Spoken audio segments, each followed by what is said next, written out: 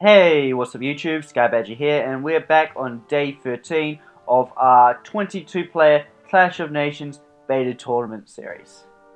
That's a mouthful, eh? I think I might just shorten it just to like Clash of Nations. That's a little easier. So, anyway, in the Index of Nations, we are in first place still.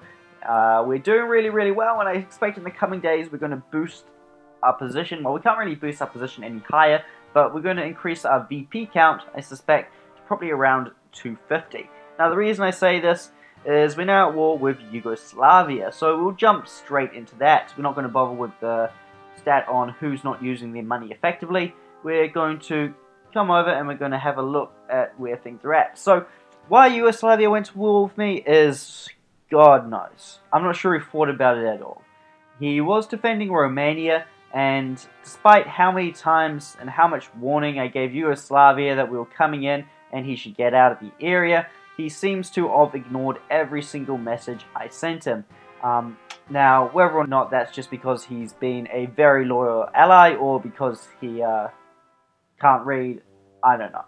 Anyway, we gave him plenty of opportunities and we've given him plenty of chances. So, this war is his own doing. So, you know, at the end of the day, how this goes is up to him. He's been given plenty of opportunities to move back, retreat, get out of our way, and let us deal with Romania, who also got plenty of opportunities, but doesn't seem to have done it.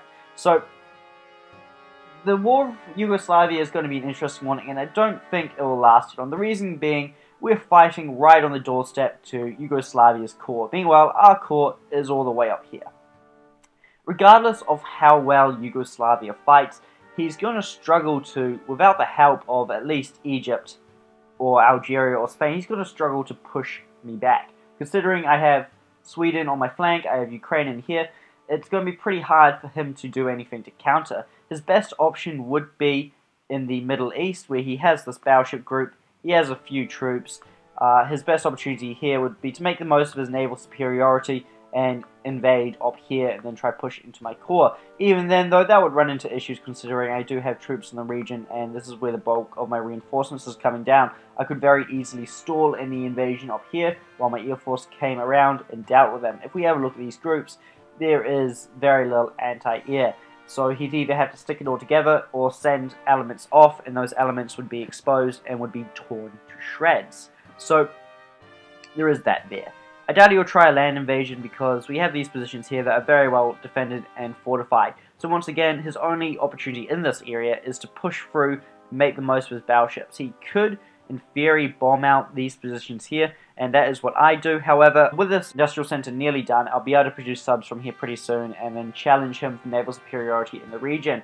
At this point, I'm going to need at least 5 subs to stop that. And with him sending this group into the region as well, I'll need another 3 subs to stop that as well. So I need 8 subs in the region, and that's going to take me about 8 days to build. So, no quick solution there.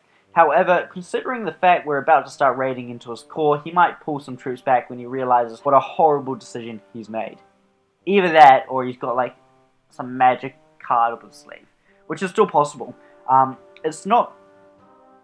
I might be talking very badly about Yugoslavia and talking down to him almost, but there is still a good chance he can push us back and he could do some serious damage, especially if Algeria and Spain were to jump onto his side, then we'd be in for some trouble. However, at this point, it looks unlikely.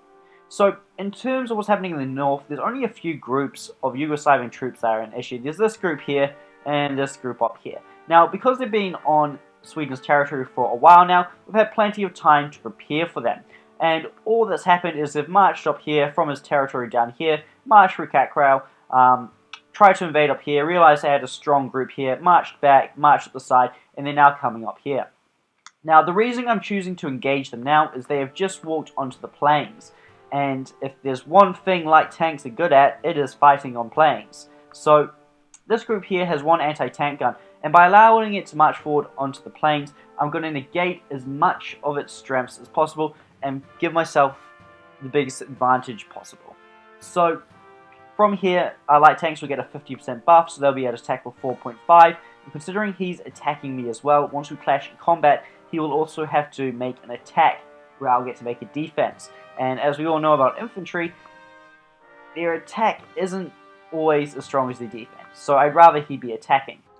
So if we jump back up into the north and have a look at that other group, this is less of an issue, so we're going to leave it a little bit longer. It's also still on Sweden's territory, so we can keep track of it while we finish off the other group. Because this group here has no anti-tank guns, it should be a lot easier for whatever's left of our force that is fighting in the south to move up afterwards and take this out. Considering it is a tank group as well that we're going to send to fight it, we can easily catch it up no matter where it goes. So I'm going to end the episode here. This little bit of audio sounds odd at the end. It's because I'm actually recording this in post.